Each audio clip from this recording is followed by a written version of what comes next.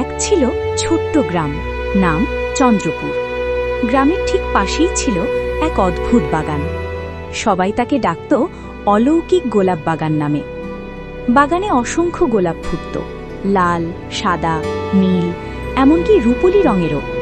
কিন্তু আশ্চর্যের কথা, এই গোলাপগুলো শুধু সুন্দরী ছিল না, এদের ছিল জাদুকরী শক্তি।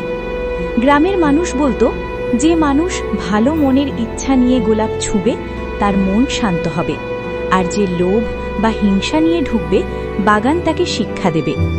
গ্রামে থাকতো এক মেয়ে, নাম ইরা। ইরা খুব দয়ালু আর সাহসী। তার মা অসুস্থ ছিল অনেক দিন ধরে।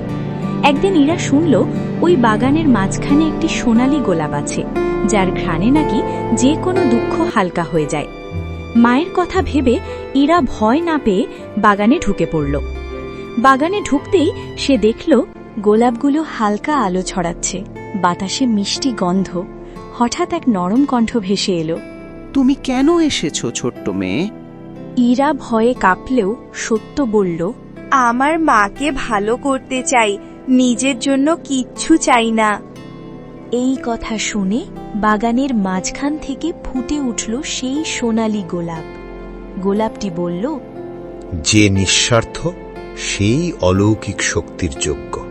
গোলাপ থেকে এক ফোঁটা আলো ইরার হাতে পড়ল। ইরা যখন বাড়ি ফিরল, সে দেখল তার মায়ের মুখে আবার হাসি। পরদিন থেকে বাগানের গোলাপগুলো ধীরে ধীরে সাধারণ হয়ে গেল।